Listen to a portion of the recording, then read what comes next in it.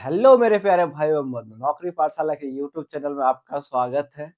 आपको पता होगा कि लास्ट ईयर यानी कि 2025 में क्या हुआ था, जितने भी ग्रुप डी के एग्जाम हुए थे, उनका मैं क्या कर रहा हूँ, सारे साइंस पोर्शन का सारे पेपर को क्या कर रहा हूँ, डिस्कस कर रहा हूँ। ठीक है, तो मैं 27th का फर्स्ट शिफ्ट का पेपर को डिस्कस कर दिया था। आज मैं सेकंड शिफ्ट को डिस्कस करने वाला हूँ। तो आपका ग्रुप डी का पेपर लास्ट ईयर यानी 2025 को 101 शिफ्ट में कराया गया था, जिसमें से मैं एक शिफ्ट का डन करा दिया है। 100 शिफ्ट रह गए तो वो भी मैं क्या करूंगा, आने वाले दिनों में सारे के सारे करा दूंगा। चलिए तो स्टार्ट करते without any wasting time. Question number first से, क्वेश्चन नंबर फर्स्ट देखिए क्या बोल रहा है आपका। किसी जीव में कोशिका वृत्ति का स्थान क्या होता है? आपको पहले पता होना चाहिए कोशिका होता क्या है। तो कोशिका के बारे में मैं पिक्चर से समझता हूँ। देखिए ये है आपका कोशिका, ये पादप कोशिका है, ये जंतु कोशिका है। ठीक है ना। पादप कोशिका के अंदर क्या होता है, देखिए उसमें सेल वॉल होता है, यानी कि कोशिका के, सपोज ये कोशिका है तो इसके कवर होते हैं, यानी कि इसके आवरण होते हैं, इसको क्या बोलते हैं, सेल वॉल बोलते हैं, यानी कि कोशिका भित्ति बोलते हैं। ये कोशिका भित्ति करता क्या है, यानी कि अनोइंग, यानी कि अच्छे चीज को जाने देता है और खराब चीज को जाने से रोकता है, यानी कि कोशिका का रक्षक भी बोलते हैं इसको। ठीक है ना, कोशिका भित्ति को। तो अब देखिए कोशिका भित्ति के अंदर होता क्या क्या है। ये पादप कोशिका है, यानी कि पौधे के केस में ये कोशिका का डिस्कस कर रहे हैं हम लोग। तो इसमें देखिए होता क्या है, सेल वॉल होते हैं, यानी कि कोशिका भित्ति यही होते हैं, यानी कि जो आवरण होते हैं बाहर के साइड से। अब देखिए इसके अंदर होता है न्यूक्लियस। आपको पता ही है न्यूक्लियस करता क्या है, ये एक टाइप से क्या है, कोशिका का ब्रेन कहा जाता है न्यूक्लियस को। ठीक है, ये कोशिका को क्या करता है, कंट्रोल करता है। अब कोशिका के अंदर क्या होता है, फिर कोशिका द्रव्य होता है, तो कचाप द्रव्य भी बोलते हैं। ठीक है, अब देखिए होता क्या है, सेल वॉल के जस्ट ऊपरी कवर में क्या होता है, प्लाज्मा मेम्ब्रेन होते हैं, यानी कि जस्ट, यानी कि कोशिका वॉल के जस्ट जस्ट दूसरा कवर में आपका प्लाज्मा झिल्ली प्रेजेंट होता है। किसमें, in case of plant cell, यानी कि पादप कोशिका के केस में। इसके एनिमल सेल यानी जंतु कोशिका के केस में ये चीज, यानी कि क्या होते हैं, यानी कि ये जो कोशिका भित्ति है वो नहीं पाए जाते हैं। ठीक है ना, ये जो आवरण होते हैं बाहर से वो जंतु के केस में नहीं पाए जाते हैं। क्या, ये कोशिका भित्ति। तो उसमें क्या है, सेल वॉल प्रेजेंट नहीं रहता है और कोई कोशिका भित्ति इसलिए नहीं रहता है। किसके केस में, जंतु के केस में। जंतु तो हम, मुझे इस क्वेश्चन में जंतु के केस में पूछा नहीं गया है। अब मुझे इस क्वेश्चन में आपको यानी कि प्लांट के बेसिस पे पूछा गया है। तो आपको क्वेश्चन चलते हैं पढ़ते हैं। अब क्वेश्चन क्या बोला गया है, क्वेश्चन में बोला गया है किसी जीव में कोशिका भित्ति का स्थान क्या होता है। तो जंतु कोशिका का बात नहीं करेंगे हम लोग।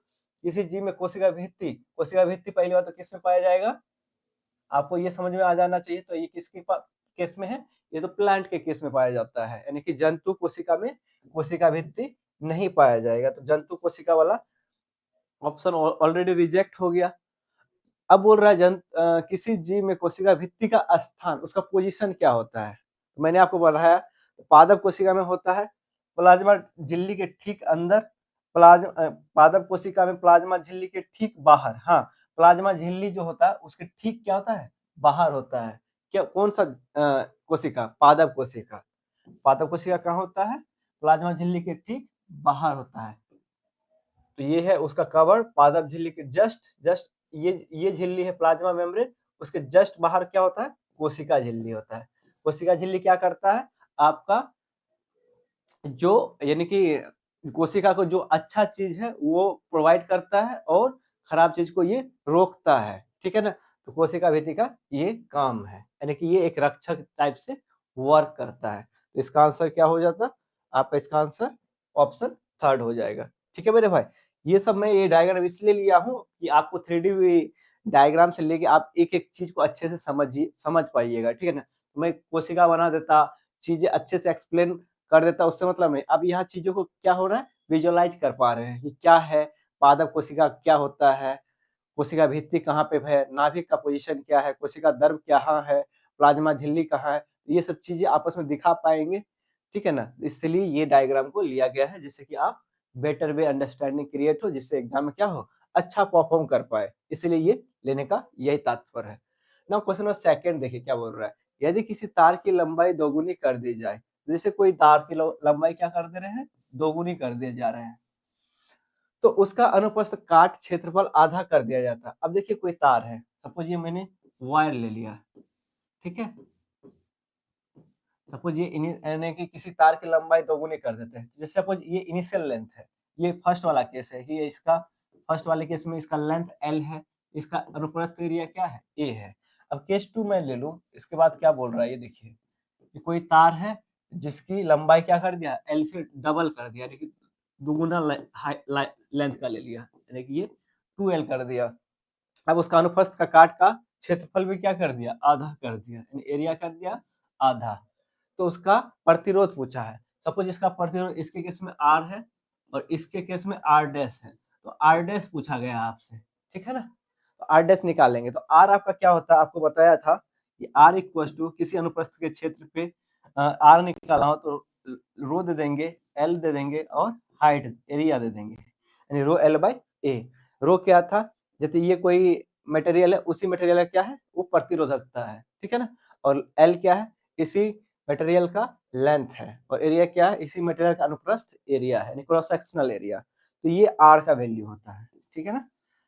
अब R डैश निकालेंगे, तो R डैश क्या बोलेगा, ये रो तो क्या है मटेरियल प्रॉपर्टी, ये मटेरियल क्या है, सेम है, तो मटेरियल का प्रॉपर्टी में रो तो कोई चेंजेज नहीं आएगा, मैंने आपको डिस्कस किया था, रो क्या हो जाएगा, रो का रो ही बना रहेगा।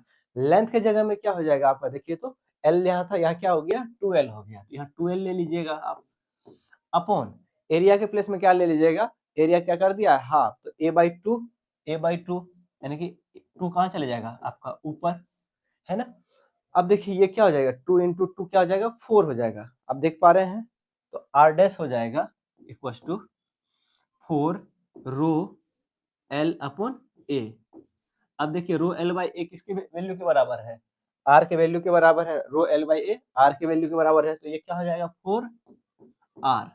तो आपका यहाँ से क्या निकला, R डैश बराबर 4R के बराबर हो गया, आप समझ पा रहे होंगे, R डैश क्या बन गया 4R। तो आपका आंसर क्या हो जाएगा, fourth times of the original, हाँ fourth times of the original, यानी ओरिजिनल क्या था R, तो 4 टाइम्स बन गया, यानी कि पहले का 4 गुना हो जाएगा, क्या करने से, उनका लंबाई डबल करने से और अनुप्रस्थ का एरिया आधा करने से, ये क्या हो जाएगा, इनिशियल का 4 गुना हो जाएगा। इसका आंसर हो जाएगा क्या, ऑप्शन बी, ठीक है मेरे भाई। तो आपका इस क्वेश्चन में आपको बेसिकली ध्यान क्या रखना है, R जो होता है रो L बाई A, रो जो होता है ये मटेरियल प्रॉपर्टी होता है, ये मटेरियल पे मटेरियल चेंज होता है, बाकी सेम मटेरियल पे रो का वैल्यू क्या होता है, समान रहता है, ठीक है ना, इसलिए यहाँ पे भी रो और यहाँ पे भी रो क्या था, समान था, तो रो में कोई चेंज नहीं था, तो क्या हो गया, R डैश क्या हो गया 4 टाइम्स हो गया, ठीक है, समझ पा रहे होंगे आप।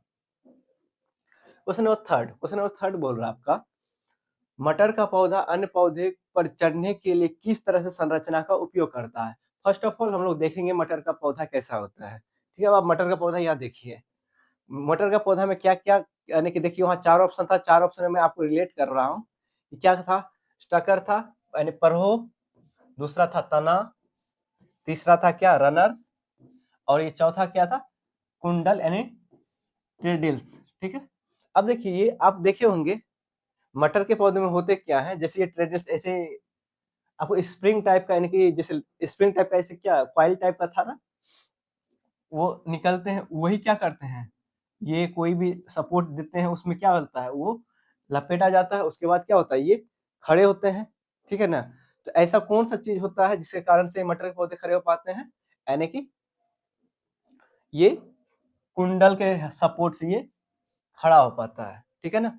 अब बोल रहा है देखिए तना, तना के कारण से तो ऐसा नहीं होता है, ठीक है ना, तना ये वाला पार्ट होता है किसी पौधे में, इससे वो उसके हाइट में इंक्रीजमेंट नहीं हो रहा है, यानी कि इसमें इसके सपोर्ट से ये खड़ा नहीं हो पाता है, इसके कारण से पौधा क्या होता है, बस उनमें परिवहन हो पाते हैं, किसका, जल का और भोजन का, इससे परिवहन हो पाते हैं, इसके कारण से ये खड़े नहीं हो पाते हैं। मटर के पौधे के केस में बात कर रहे हैं ओनली, और सब पौधे के केस में, तना के केस में और पौधे में सपोर्ट प्रोवाइड करते हैं, बट मटर के केस में ये सपोर्टिव सिस्टम कुछ अलग होते हैं, उसको बोलते हैं कुंडल बोलते हैं, ठीक है ना। आप देख पा रहे हैं रनर, ठीक है ना, ये रनर है, और ये पढ़ो देखिए जहां से क्या नेक्स्ट पौधे निकलते हैं इस पॉइंट से। तो आपका क्या ऐसा चीज है जो मटर के पौधे में सपोर्ट प्रोवाइड करते हैं, वो है कुंडल, ठीक है ना।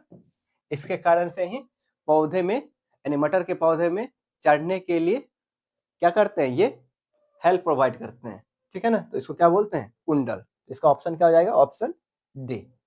Now question number 4, new Cartesian sign convention के अनुसार यदि प्रकाश की किरण वस्तु से लेंस की ओर जाती है तो वस्तु को हमेशा इस प्रकार रखा जाता है। अब कार्टेशियन कोऑर्डिनेट आपको पता होगा ना, जो साइन कन्वेंशन होता है उसके अनुसार यदि कोई भी लेंस है, सपोज लेंस तो हम लोग देखे ही होंगे, दो प्रकार के देखे थे, क्या, एक उत्तल लेंस और दूसरा अवतल लेंस।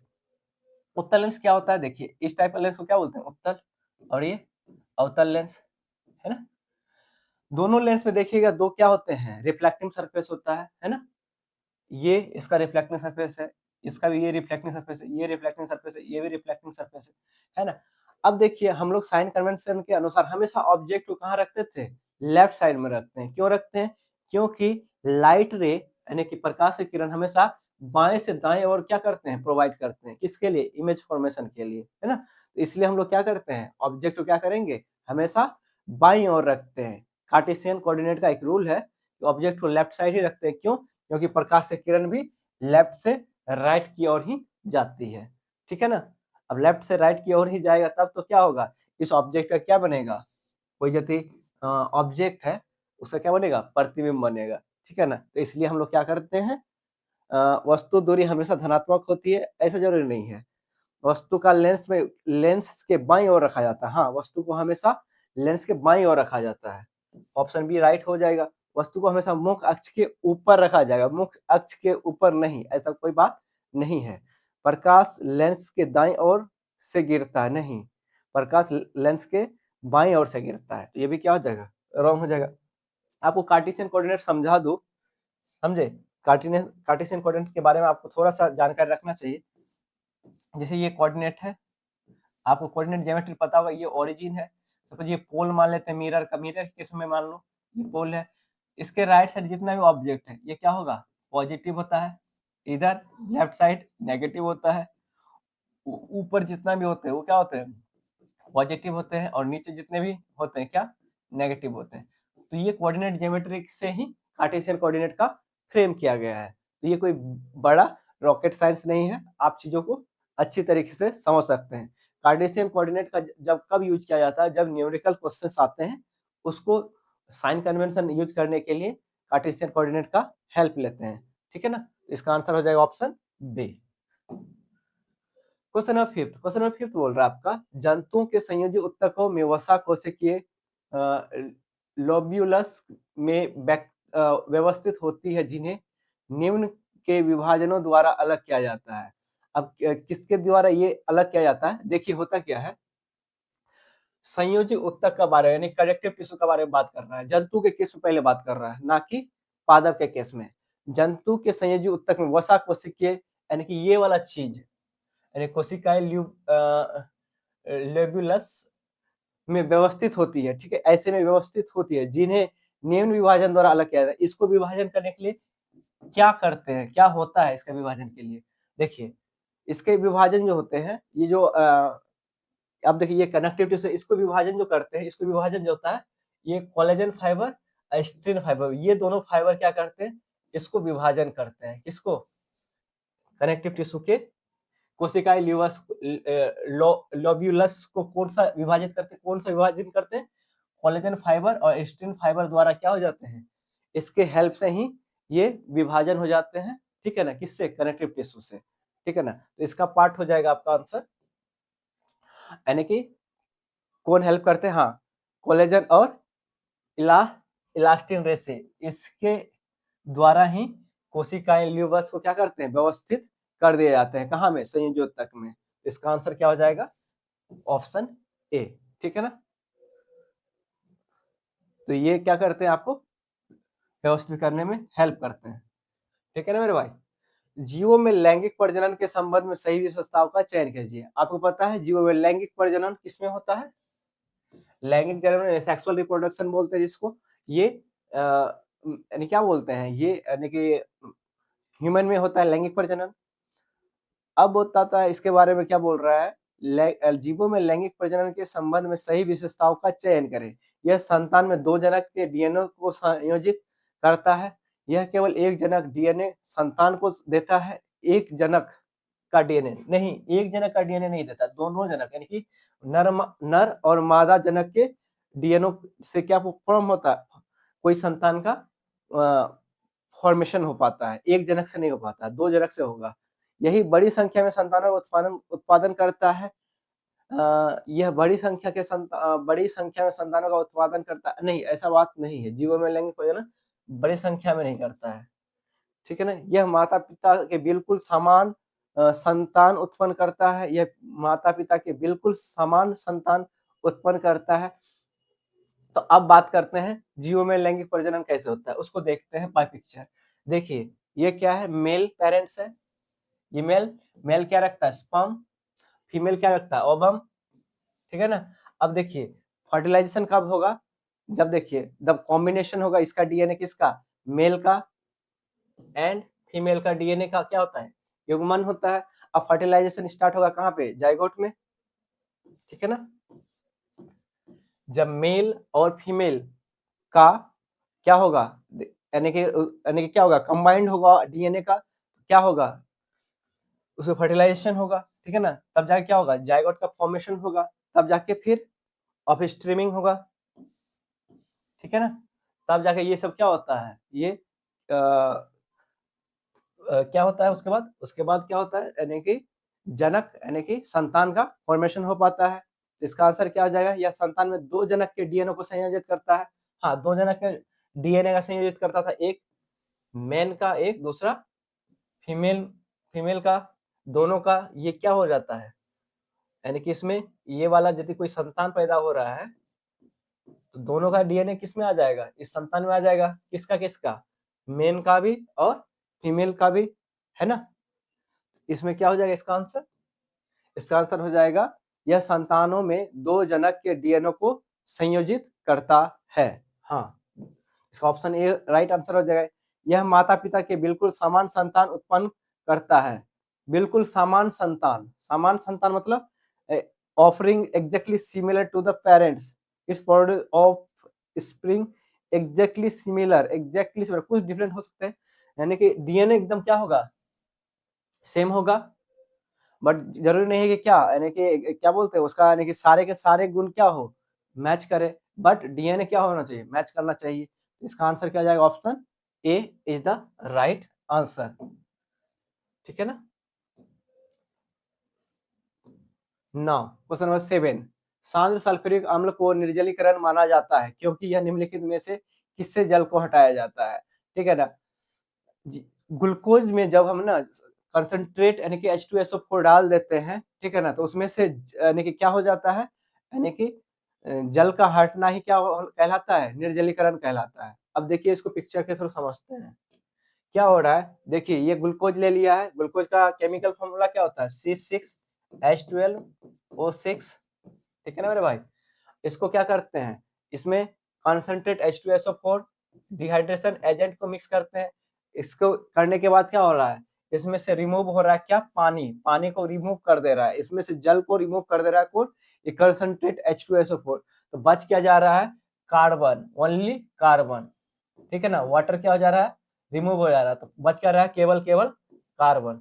इसी प्रोसेस को क्या बोल रहे हैं, निर्जलीकरण, यानी कि निर्जलीकरण मतलब जल का प्रेजेंट नहीं रहना, ठीक है ना, जल को हटा देना, यही प्रोसेस किसको बोलते हैं, निर्जलीकरण को, ठीक है ना। तो क्या बन रहा है, बस ओनली कार्बन प्रेजेंट हो रहा है। तो अब देखिए, तो बोल रहा है सांस सल्फ्यूरिक अम्ल को निर्जलीकरण माना जाता है क्योंकि यह निम्नलिखित में से किससे जल का हटाता है, किससे जल को हटाता था, अभी देखिए ग्लूकोज से जल को हटाना ही क्या कहलाता था, निर्जलीकरण कहलाता था। ग्लूकोज से जल को हटाने के लिए क्या यूज करते थे, कंसंट्रेट H2SO4, ये क्या करता था, ग्लूकोज से जल को क्या कर देता था, कंप्लीटली रिमूव कर देता था, हटा देता था। इसी प्रोसेस को क्या बोलते हैं, निर्जलीकरण। इसका आंसर क्या हो जाएगा, ऑप्शन डी, ठीक है ना। आप पिक्चर से अच्छे से समझ गए होंगे चीजों को, ये आपका लेने का मतलब है कि आप चीजों को अच्छे से क्लियर वे में समझ पाए। निम्नलिखित में से कौन सा रासायनिक ऊर्जा के ऊष्मा ऊर्जा में रूपांतरण का सर्वोत्तम उदाहरण है। रासायनिक ऊर्जा के ऊष्मा ऊर्जा में रूपांतरण। अब मुझे बताओ विद्युत से चलने वाली मोटर क्या है?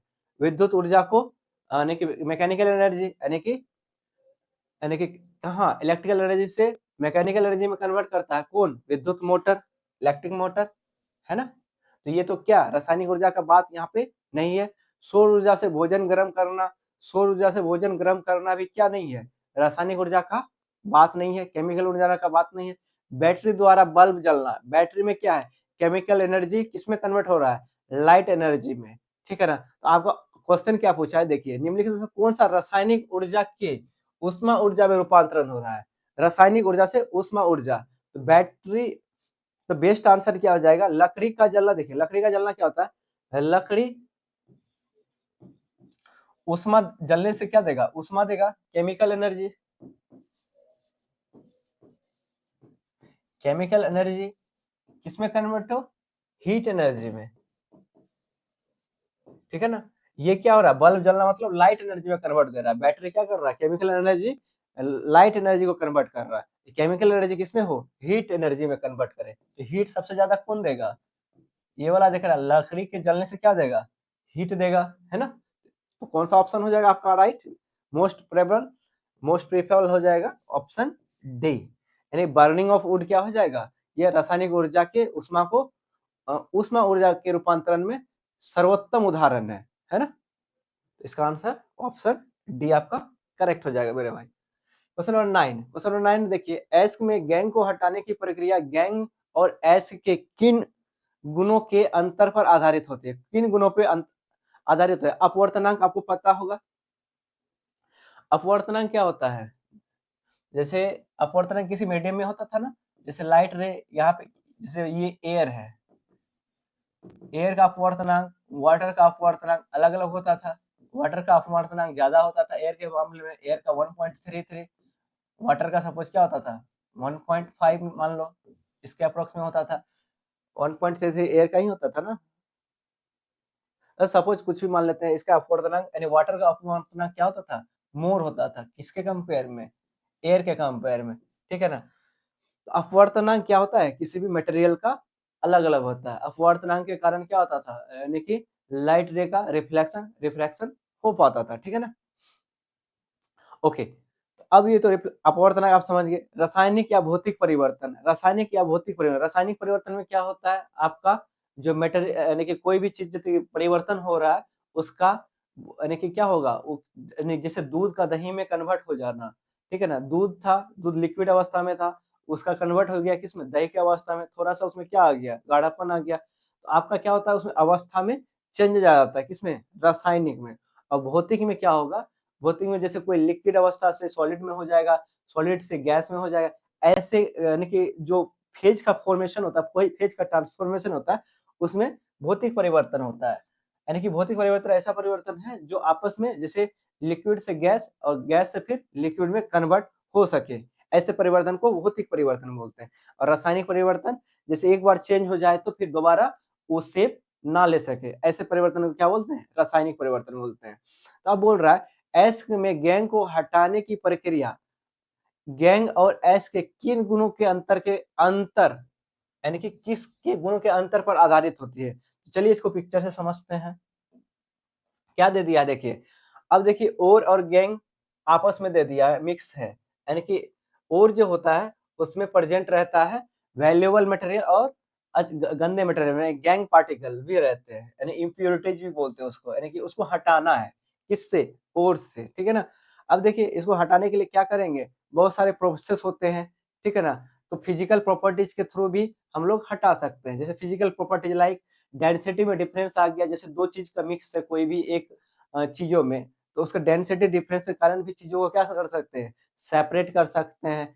मैग्नेटिक ठीक है, विद द हेल्प ऑफ क्या? Magnetic separation, cloth flotation. जैसे क्या? जैसे जैसे कोई चीज को, जैसे पानी और जल को क्या कर, यानी जल और में यदि ऑयल मिक्स हो जाएगा तो उसको अलग कैसे कर सकते हैं? देखिएगा जल का डेंसिटी क्या होता है, यानी कि ऑयल का डेंसिटी क्या होता है? कम होता है एज कम्पेयर टू किसका? जल का। आप देखेंगे ऑयल ऊपर में क्या हो जा रहे हैं? तैरने लगते हैं। तो ये डेंसिटी डिफरेंस के कारण भी जब थोड़ी देर छोड़ देते हैं तो ऑयल क्या करेगा, ऊपर का सरफेस में कवर अप कर लेगा, धीरे धीरे ऑयल को वहां से रिमूव कर देंगे। तो डेंसिटी डिफरेंस से भी क्या कर सकते हैं हम लोग, यानी कि चीजों को सेपरेट कर सकते हैं, ठीक है ना।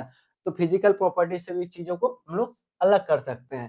अब जैसे मैग्नेटिज्म में क्या कर सकते हैं, जैसे कोई भी गेहूं है, गेहूं में क्या है, जैसे लोहे के दाने प्रेजेंट है, वहां में अलग करना है, तो आप मैग्नेट भी यूज करके क्या कर सकते हो, मैग्नेट भी यूज करके क्या कर सकते हो, सेपरेट कर सकते हो। क्या होगा, मैग्नेट क्या करेगा, मैं वो जो लोहे के छोटे छोटे चूर्ण होगा वो क्या हो जाएंगे, मैग्नेट में क्या हो जाएंगे, तो मैग्नेटिक प्रॉपर्टीज के कारण क्या हो जाएंगे, आपस में चिपक जाएंगे मैग्नेट के साथ। तो जिससे क्या हो सकता है, गेहूं और वो लोहे के छोटे छोटे दाने क्या हो सकते हैं, सेपरेट हो सकते हैं with the help of magnetic separation, ठीक है ना। तो ऐसे चीजों को क्या कर सकते हैं, अलग कर सकते हैं। कैसे कैसे अलग हो सकता है, किसके कारण, डेंसिटी डिफरेंस के कारण, मैग्नेटिज्म प्रॉपर्टीज पाए जाने के कारण अलग हो सकता है, सरफेस प्रॉपर्टीज के कारण भी अलग हो सकता है ना। तो ये तो फिजिकल प्रॉपर्टीज के कारण चेंज हो सकता है। अब केमिकल ट्रीटमेंट या लिचिंग, जिसको लिचिंग बोलते हैं, उसके हेल्प से भी क्या कर सकते हैं, चीजों को अलग कर सकते हैं, यानी कि और गैंग, यानी गैंग बोलते हैं इम्प्योरिटीज को, यानी कि उसमें जो गंदे चीज प्रेजेंट है उसको रिमूव करना, किससे, और से, है ना।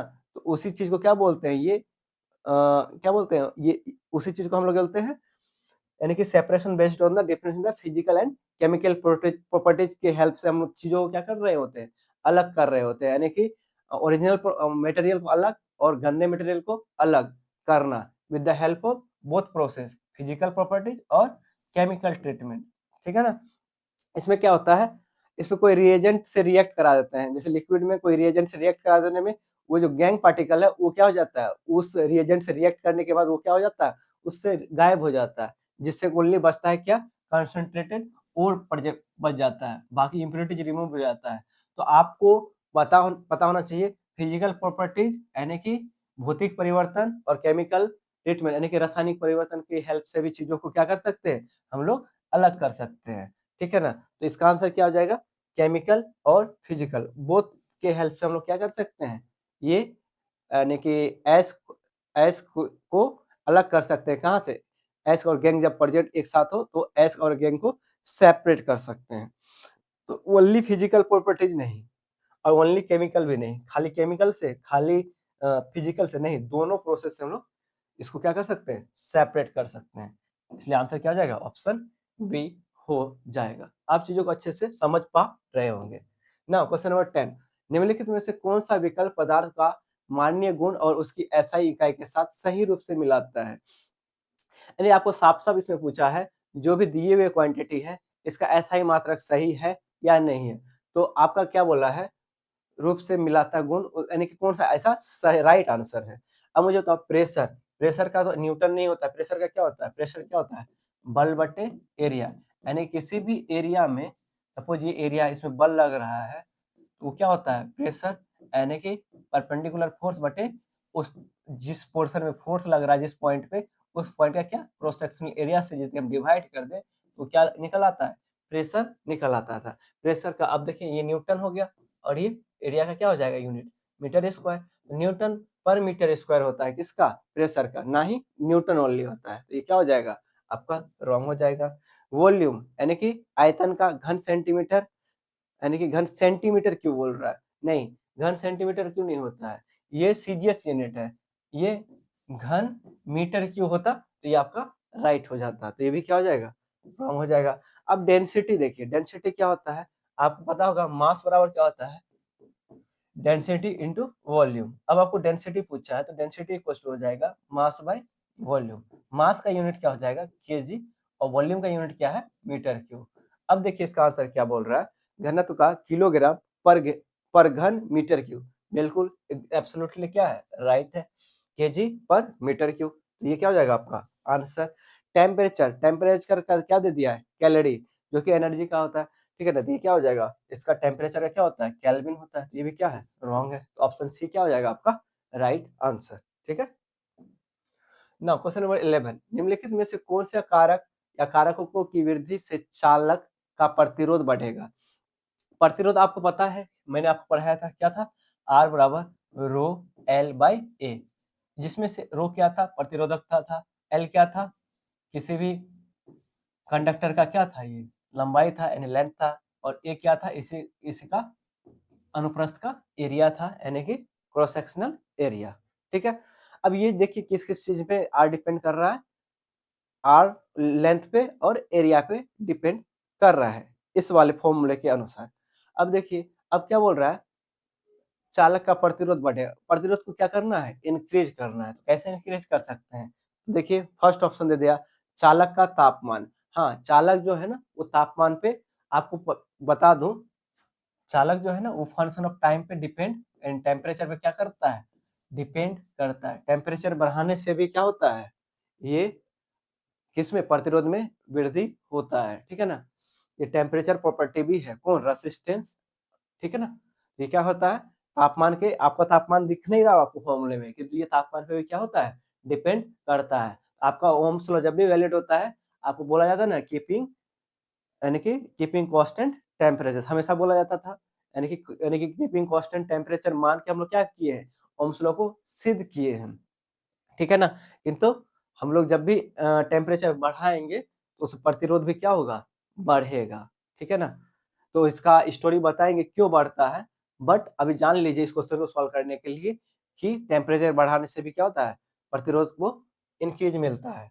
अब देखिए चालक की लंबाई, हाँ चालक की लंबाई क्या है, देखिए ये डायरेक्टली प्रोपोर्शनल है। डायरेक्टली प्रोपोर्शनल का मतलब जैसे ये आर कि जस्ट ऊपर वाला, ये नीचे वाला क्वांटिटी किसमें, इनवर्सली प्रोपोर्शनल में है। ऊपर वाला प्रॉपर्टी जितना भी है, ये रो एल ये सब किसमें है, डायरेक्टली प्रोपोर्शनल में। वैसे ये वाला कांस्टेंट टर्म्स है, ठीक है, रो क्या है, ये कांस्टेंट टर्म्स है। आर देखिए इनवर्सली ऐसे प्रोपोर्शनल कांस्टेंट दे दिए एल बाई ए क्या है, व्युत्क्रम है, ठीक है, यानी उल्टा है, और ये क्या है, डायरेक्ट है, यानी लेंथ का बढ़ाने से आर क्या होगा, बढ़ेगा। अनुप्रस्थ का एरिया बढ़ाने से आर क्या होगा, घटेगा। रिवर्स का मतलब होता है ये बढ़ाने से क्या होगा, ये घटेगा, और इसको घटाने से क्या होगा, ये बढ़ेगा। मेरे क्वेश्चन में पूछा था इसको बढ़ाना है, तो ए को क्या करना होगा, घटाना होगा। तो देखिए area of the cross sectional of the चालक अनुप्रस्थ का क्षेत्रफल को क्या करना होगा, यानी घटाना होगा। तो हमको तो बोला क्या, किस किस चीज में वृद्धि कर सकते हैं तब जाके, नहीं वृद्धि नहीं कर सकते, क्या कर सकते हैं, उसमें कमी ला सकते हैं, किसमें, एरिया में। एरिया में कमी लाएंगे तब जाके आर क्या होगा, इंक्रीज होगा यानी बढ़ेगा। क्यों, क्योंकि ये उल्टा इनवर्स रिलेशन है। ठीक है ना, एक चीज को बढ़ाने से दूसरा चीज क्या होना चाहिए, घटना चाहिए, और ये चीज घटाने से क्या होना चाहिए, ये बढ़ना चाहिए। तो हम एरिया को बढ़ा नहीं सकते, क्या कर सकते हैं, घटा सकते हैं, तब जाके ये बढ़ेगा। तो ये वृद्धि करने के लिए पूछ रहा था, वृद्धि करने से ये नहीं वृद्धि होगा। ठीक है ना, तो ये क्या हो जाएगा, रॉन्ग हो जाएगा। अब देखिए चालक की लंबाई बढ़ाने से, हाँ चालक की लंबाई देखिए ये क्या है, इनवर्स रिलेशन नहीं है, इसका डायरेक्ट रिलेशन है, यानी कि इसको बढ़ाएंगे एल को तो ये भी क्या होगा, बढ़ेगा, यानी कि लेंथ बढ़ाने से रेसिस्टेंस भी क्या होगा, बढ़ेगा। तो ये दोनों ऑप्शन क्या हो जाएगा हमारा, राइट। तो किस किस के वृद्धि करने से हमारा चालक का प्रतिरोध बढ़ेगा, आपका चालक का तापमान और चालक का लंबाई को बढ़ाने से क्या हो जाएगा, प्रतिरोध में इंक्रीमेंट यानी कि इंक्रीज देखने को मिलेगा। तो आपका ऑप्शन क्या हो जाएगा, option A and option B यानी कि सेकेंड इसका आंसर हो जाएगा। ना क्वेश्चन नंबर 12, निम्नलिखित में से कौन सी विधि फसलों के लिए जल उपलब्धता बढ़ाने हेतु सिंचाई में नई पहल का हिस्सा है। आपको पता है नई पहल अभी जो आया है, ड्रिप सिंचाई और फसल चक्र, ये तो पुराना है। ठीक है ना, खाद डालना और रासायनिक छिड़काव ये भी चलता आ रहा है सदियों से।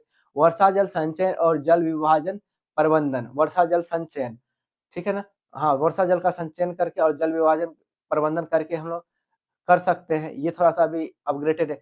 स्प्रिंकलर सिंचाई की और जुताई, ठीक है। अब देखते हैं इसको पिक्चर से समझते हैं।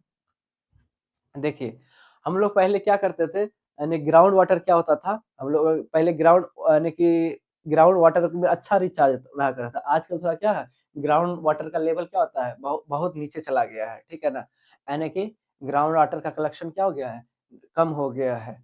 अब हम लोग क्या कर रहे हैं, नया पद्धति, अब जो बारिश हो रहे हैं, बारिश का पानी को क्या करना चाह रहे हैं, हम लोग स्टोर करना चाह रहे हैं। ठीक है ना, एक स्टोरेज टैंक बना लिए हैं।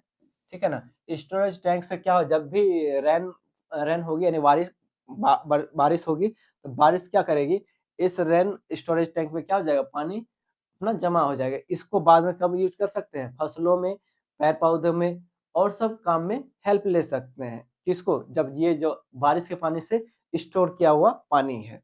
तो ये एक नया पद्धति है खेती करने के लिए, ठीक है ना? आजकल क्योंकि वाटर कंजर्वेशन क्या हो रहा है? बहुत ही कम हो रहा है, ठीक है ना? हमारे ग्राउंड लेवल में पानी का क्या हो रहा है?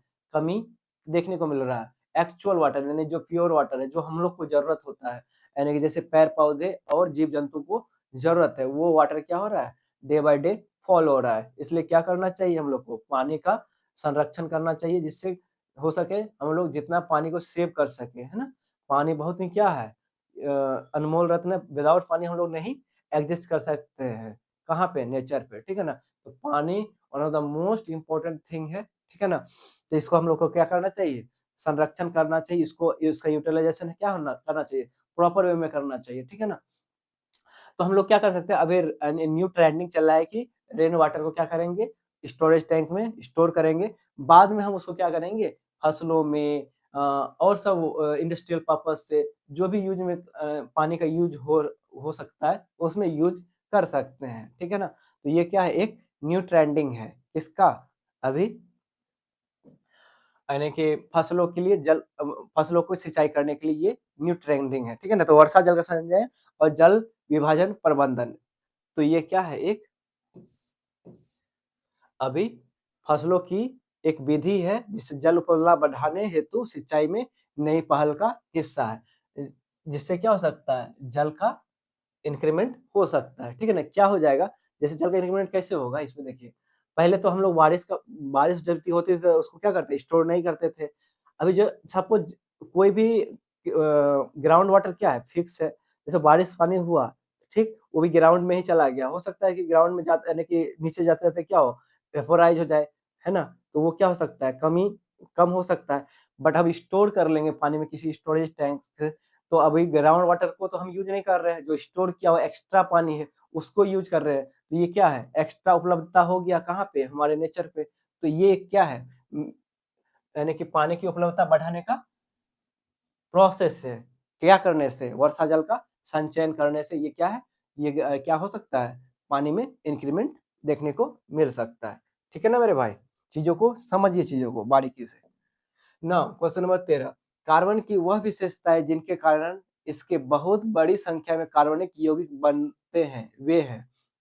अब देखिए, आपको पता है कार्बन, कार्बन में क्या होता है? कैटाइनेशन प्रॉपर्टी होता है। मैंने आपको पढ़ाया था जब केमिस्ट्री का जेईई पार्ट पढ़ाया था, यानी कि क्वेश्चन डिस्कस किया था कि कैटाइनेशन प्रॉपर्टीज़ के कारण ही क्या होते हैं? कार्बन आपस में क्या कर सकते हैं? बॉन्डिंग बना सकते हैं। अपने ही सेम ग्रुप के कार्बन से क्या कर सकते हैं? बॉन्डिंग बना सकते हैं। किसके कारण? कैटाइनेशन प्रॉपर्टीज़ के कारण। अब इस क्वेश्चन को पढ़ते हैं, क्या बोल रहा है? कार्बन की वह विशेषता बताओ जिनके कारण यह बहुत बड़ी संख्या में कार्बनिक यौगिक बनते हैं। तो देखिए फर्स्ट ऑप्शन दे दिया चतुसंयोजकता और श्रृंखलन दोनों के कारण, श्रृंखलन यानी कि कैटाइनेशन के कारण तो होता ही है, ठीक है ना? विलेयता यानी सॉल्युबिलिटी का कोई बात तो यहाँ नहीं है, ठीक है ना? सॉल्यूशन में इसका बात क्या कहा जाता है? सॉल्युबिलिटी के कारण ये कार्बन की सॉल्युबिलिटी के कारण ये ऐसा विशेषता नहीं होता है। कैटाइनेशन एक one of the major property होता है। देखते हैं कैटाइनेशन यहाँ भी है। यहाँ बोल रहा है ओनली टेट्रावैलेंसी यानी केवल चतुर्थ संयोजकता के कारण होता है ऐसा? बोलता है केवल श्रृंखलन के कारण ऐसा होता है? चलिए ऑप्शन क्या करते हैं इसको पिक्चर से समझते हैं। देखिए टेट्रावैलेंसी का मतलब होता है 4 बॉन्डिंग, ठीक है ना? कार्बन फॉर्म्स क्या कर सकता है? 4 कोवैलेंट बॉन्ड यानी कि यहाँ पे देखिए वो मल्टीपल दे दिया है। जैसे ये टेट्रावैलेंसी का मतलब होता है ये कार्बन यानी कि CH4 ये 4 बॉन्डिंग दिख रहा है आपको कार्बन के साथ, ये टेट्रावैलेंसी है, ठीक है ना? अब ये कैटाइनेशन प्रॉपर्टी क्या होता है? एक कार्बन दूसरे कार्बन के साथ क्या हो सकता है? सेम कार्बन एटम जैसे एटम के साथ क्या कर सकता है? ये आपस में बॉन्डिंग बना सकता है। इसी प्रॉपर्टीज के कारण किसके? कैटाइनेशन प्रॉपर्टीज के कारण। कार्बन में कैटाइनेशन प्रॉपर्टीज पाए जाने के कारण ये एक जैसा एटम दूसरे एटम यानी कि सिमिलर एटम में बॉन्डिंग बनाने का प्रॉपर्टीज रखता है। तो क्या हो सकता है? तो ये टेट्रावैलेंसी यानी टेट्रावैलेंसी और श्रृंखलन दोनों के कारण क्या हो सकता है? ये कार्बनिक यौगिक बनाने का प्रवृत्ति रखते हैं कौन? कार्बन। ये ऑप्शन ए क्या हो जाएगा इसका? मोस्ट पॉसिबल आंसर हो जाएगा, ठीक है ना? कैटाइनेशन प्रॉपर्टीज तो होता ही है और चतुर्थ यानी टेट्रावैलेंस भी के कारण भी ये होते हैं। ऐसे एक कोशिकीय जीव का दो समान पुत्री कोशिकाओं में विभाजन जिनके समान अनुवांशिक पदार्थ होता है निम्नलिखित में से कहा जाता है। अब बताइए इसमें क्या होगा, फिजन ही होगा, बाइनरी फिजन, है ना। देखिए इसको पिक्चर से समझते हैं। देखिए हो क्या रहा है, देखिए पेरेंट सेल है, पेरेंट सेल क्या बन रहा है, देखिए डीएनए रिप्लिकेशन हो रहा है फर्स्ट स्टेज में। देखिए डीएनए रिप्लिकेशन, ये देखिए जेनेटिक मटेरियल डीएनए, देखिए जेनेटिक मटेरियल क्या हो गया, दो पार्ट में हो गया, ठीक है ना। दो पार्ट में होने के बाद देखिए क्या हो गया, फिर ये डिवीजन हो गया, यानी कि क्या हो गया, दो डाउटर सेल बन गया, है ना, टू डाउटर सेल, यानी सेल डिवीजन हो गया, ठीक है ना। तो सिमिलर सिमिलर प्रॉपर्टीज, यानी कि इसमें जो प्रॉपर्टीज डीएनए का होगा इसमें भी होगा। तो आप इसको क्या करते हैं, चलिए समझते हैं आप ऑप्शन से क्या बोल रहा है। तो एक कोशिकीय जीव जो दो समान पुत्री कोशिकाओं में विभाजन जिनमें समान अनुवांशिक पदार्थ होता है, यानी कि समान अनुवांशिक पदार्थ होता है, डीएनए समान होता है, निम्नलिखित में से किसे कहा जाता है, किसके कारण से होता है ये द्विखंडन, यानी बाइनरी फिजन हो गया, है ना। बाइनरी फिजन ही तो हुआ, बाइनरी फिजन मतलब ये क्या है, बाइनरी फिजन है, यानी कि एक खंडन ये दूसरा खंडन ये, ठीक है ना। बाइनरी फिजन के फिजन ही इसको कहा जाता है। दो डॉटर सेल जब एक समान कोशिका से अलग होता है, इसके कारण होता है बाइनरी फिजन, यानी सेल डिवीजन हो जाता है, तब जाके क्या होता है उसमें द्विखंडन हो पाता है। और द्विखंडन होने के बाद जो फर्स्ट वाला खंडन और सेकेंड वाला खंडन में क्या होता है, डीएनए क्या होता है, समान होना चाहिए, ठीक है ना। ना क्वेश्चन नंबर 15, क्वेश्चन नंबर 15 बोल रहा है 15 क्या बोल रहा है, देखिए 78.4 मीटर की ऊंचाई में एक वस्तु गिराई जाती है, ठीक है ना। सपोज कोई ऑब्जेक्ट है, यहाँ से यहाँ गिराया जाता है, ये कितना हाइट है, 78.4 मीटर की हाइट से कोई ऑब्जेक्ट को यहाँ से फेंका जाता है, कहाँ पे, ग्राउंड पे। उसे भूमि तक पहुंचने में कितना समय लगेगा। अब यहाँ जी का वैल्यू दे दिया है, एक्सीलरेशन ड्यू टू ग्रेविटी कितना दिया है, 9.8 मीटर पर सेकेंड स्क्वायर दे दिया है, यानी कि जी क्या हो गया आपका कांस्टेंट। जब जी कांस्टेंट हो गया ना भाई, तो आपको बताया था ना, जब जी कांस्टेंट हो तो तीन फॉर्मूला आप यूज कर सकते हैं। कौन कौन सा फॉर्मूला था, फर्स्ट आप देखिए तो v इक्वल टू क्या था, u प्लस एटी, सेकेंड क्या था, s equal to u t plus half a t square, third क्या था, v square equal to u square plus a t, ठीक है ना। अब मुझे बताओ ऐसा कौन सा फॉर्मूला है जिसमें से आपका डिस्प्लेसमेंट दिया हुआ है और क्या दिया हुआ है, जी दिया हुआ है। तो कौन सा फॉर्मूला है आपका जिसके हेल्प से हम लोग क्या निकाल सकते हैं, टाइम निकाल सकते हैं, ठीक है ना। तो वैसे तो हम लोग दो बार इक्वेशन यूज करने से भी निकाल सकते हैं, बट ऐसा कौन सा इक्वेशन जिसमें एट अ टाइम निकाल सकते हैं, वो सेकंड वाला है। देखिए ठीक है ना, क्या होगा जब बॉल रिलीज नहीं करे हैं, जब छोड़े नहीं है, तब उसका इनिशियल वेलोसिटी क्या मान लेंगे, जब इनिशियल नहीं, बॉल के पास कोई वेलोसिटी ही नहीं, पकड़े हुए हैं, तो उसका इनिशियल वेलोसिटी क्या होगा, जीरो। आफ्टर रिलीजिंग तब जाके उसमें वेलोसिटी आएगा, जैसे ये पकड़े हुए पेन, इसका वेलोसिटी क्या है, जीरो है ना। जैसे रिलीज किए तब जाके उसमें वेलोसिटी आया, वेलोसिटी किसके कारण से आया, एक्सीलरेशन ड्यू टू ग्रेविटी के कारण आया, है ना। अब देखिए मैं आपको समझा दूं, एस दे दिया है, एस बराबर UT plus half a t square, you के प्लेस में क्या रख दूंगा, जीरो, एस बराबर हाफ, ए के जगह में क्या लग दूंगा, जी, और ये टी स्क्वायर। एस देखिए क्या रखूंगा मैं, 78.4 इक्वल टू हाफ, जी के प्लेस में 9.8 इंटू टी स्क्वायर। अब देखिए यहाँ पे पॉइंट डेसिमल हटाएंगे, यहाँ 10, यहाँ में भी 10, 10 से 10 क्या हो जाएगा, ये कैंसिल। अब ये देखिए 2 4 और ये 9 हो जाएगा। अब देखिए आपका ऑप्शन आपका परफेक्ट दिया हुआ है, 5 6 2 4, आपका यहाँ पे टी स्क्वायर है, तो 5 लाने के लिए क्या होना चाहिए, इसका वैल्यू कैंसिल होके 25 होना चाहिए, है ना। 6 आने के लिए क्या होना चाहिए, 36 होना चाहिए, इसका 4 होना चाहिए वैल्यू टी स्क्वायर का, और इसमें क्या होना चाहिए, 16 होना चाहिए। अब देखिए ऐसा कौन सा वैल्यू जो 16 या तो 4 या तो 36 या तो 25। अब देखिए 49 4 जा तो नहीं होगा, 487, तो ये तो रिजेक्ट हो जाएगा, ठीक है ना। 36 49 इंटू 36 ये भी बहुत ज्यादा हो जाएगा, ठीक है ना। अब देखिए मैं इसको चेक करता हूँ, 49 इंटू 16 कितना होता है, 49 इंटू 16 देखिए 4 आ रहा ना, 9 चौके 36, 36 9 54 54, 54 का 4, ये 5, लास्ट में 4 आ रहा है, यहाँ पे 4 है, तो मैं 16 इसको मान सकता हूँ, ठीक है ना। इसको देखिए 4 5 इंटू 4 ये 0 हो जाएगा, ये नहीं हो पाएगा, तो टी स्क्वायर इक्वल टू हो रहा है भाई क्या 16, यहाँ से टी का वैल्यू क्या आ जाएगा स्क्वायर रूट ऑफ 16, ये किसके वैल्यू के बराबर हो जाएगा 4 सेकेंड। इसका आंसर क्या हो जाएगा मेरे भाई 4 सेकेंड, इसका राइट आंसर हो जाएगा। तो ऐसे आप फिलहाल दिमाग लगा सकते हैं, और इसे आप कटाएंगे भी, यानी कि 49 से डिवाइड भी करेंगे, कैंसिल आउट करेंगे भी, तो क्या आ जाएगा 16 आ जाएगा। अब 16 क्या हो जाएगा परफेक्ट स्क्वायर है किसका 4 का, है ना। तो इसका आंसर क्या हो जाएगा 4। ना क्वेश्चन नंबर 16, उत्तल लेंस को अभिसारी लेंस भी कहा जाता है। देखिए उत्तल लेंस होता है, ऐसा लेंस को बोलते हैं क्या उत्तल लेंस। ये क्या है, देखिए दो रिफ्लेक्टिंग सरफेस, ये क्या है इसका ऑप्टिकल सेंटर होता है। अब देखिए होता क्या है, ये लाइट रे को क्या करता है अपनी फोकस की ओर क्या करता है बेंड कर लेता है, ठीक है ना। फोकस में ये क्या हो जाता है बेंडिंग हो जाता है, ठीक है ना। ये डाइवर्ज के अलावा क्या करता है कन्वर्ज करता है, इसलिए इसको क्या बोलते हैं कन्वर्जिंग लेंस करते हैं कहते हैं। कन्वर्जिंग लेंस बोले तो अभिसारी लेंस कहते हैं, ठीक है ना। क्या कर रहा है ये लाइट रे को क्या कर रहा है, जैसे देखिए ये जा रही है, इसको कन्वर्ज कर ले रहा है, कन्वर्ज मतलब अपनी ओर ले रहा है, ठीक है ना। डाइवर्ज का मतलब फैलना होता है, कन्वर्ज का मतलब पास आना, ठीक है ना। यानी कि डाइवर्ज मतलब दूर जाना, डाइवर्ज मतलब दूर होना होता है। तब देखिए ये लाइट रे क्या कर रहा है कन्वर्ज कर ले रहा है, कौन ये उत्तल लेंस। क्यों, क्योंकि देखिए ये एक रिफ्लेक्टिंग सरफेस है, ये भी क्या है रिफ्लेक्टिंग सरफेस है। ये रिफ्लेक्टिंग सरफेस क्या कर रहा है लाइट को थोड़ा सा बेंडिंग किया, ये क्या कर दिया और बेंडिंग कर दिया ये वाला सरफेस, ठीक है ना। तो जाके ये क्या होना प्रिंसिपल फोकस से क्या हो गया ये पास हो गया, ये भी ऐसा क्या होगा ये यहाँ से पास होगा।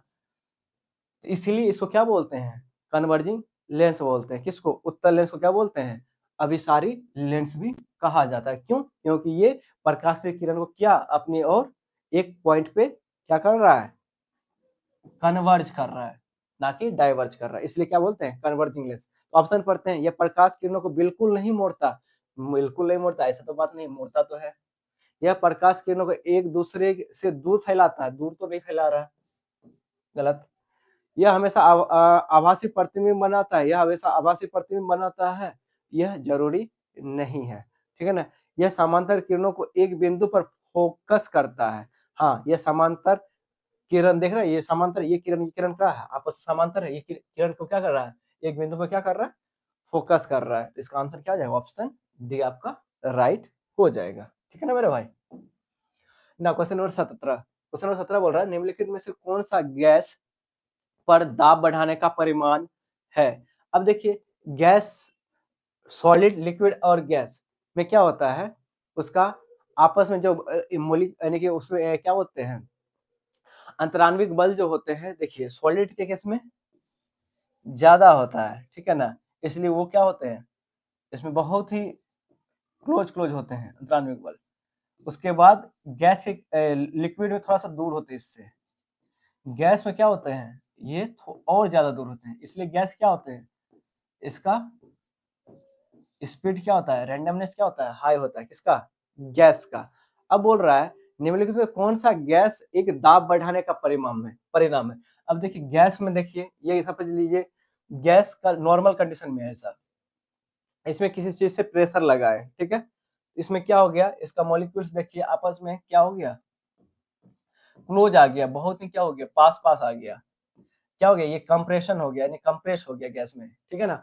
अब कंप्रेस हो जाएगा तो क्या हो जाएगा इसमें देखिए इसमें क्या हो गया वॉल्यूम क्या हो गया वॉल्यूम जनरेट हो गया, यहाँ पे क्या हो गया वैक्यूम जनरेट हो गया, है ना। अब देखिए डिक्रीज इन क्या हुआ इंटर पार्टिकल स्पेस क्या हो गया डिक्रीज हो गया, यानी कि इंटर पार्टिकल स्पेस डिक्रीज मतलब क्या ये जो स्पेस ले रहा था ये क्या हो गया बहुत नजदीक आ गया, तो ये क्या हो गया इंटर पार्टिकल स्पेस क्या हो गया बहुत कम हो गया किसके बीच में ये पार्टिकल के बीच में, किसके पार्टिकल गैस के पार्टिकल के बीच में इंटर पार्टिकल स्पेस क्या हो गया बहुत कम हो गया, ठीक है ना। क्यों, क्योंकि ये आपस में क्या आ गए बहुत ही नजदीक आ गए, ठीक है ना। तो प्रेशर लगाने से क्या हो रहा है वॉल्यूम में क्या हो रहा है डिक्रीज हो रहा है, किसके गैस के वॉल्यूम में क्या हो रहा है डिक्रीज हो रहा है, ठीक है।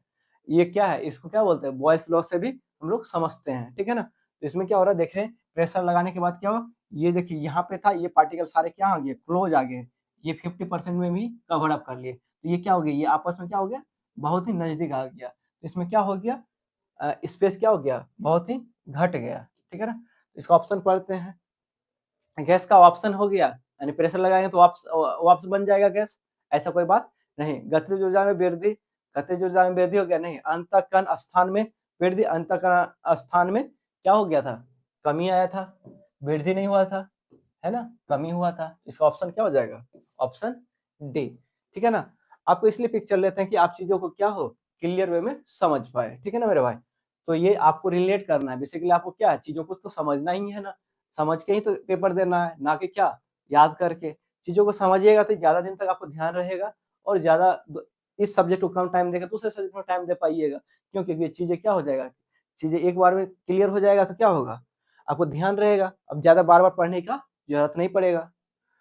ठीक है ना, सोडियम कार्बोनेट और सोडियम बाइकार्बोनेट की हाइड्रोक्लोरिक अम्ल के साथ अभिक्रिया में क्या सामान है। सोडियम बाइकार्बोनेट, सोडियम कार्बोनेट और सोडियम बाइकार्बोनेट आपको पता है, ये खाने वाला सोडा बोलते हैं, ये धोने वाला सोडा।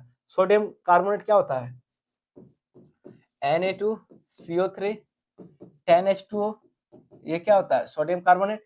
और ये NaHCO3, ये क्या होता है, खाने वाला सोडा।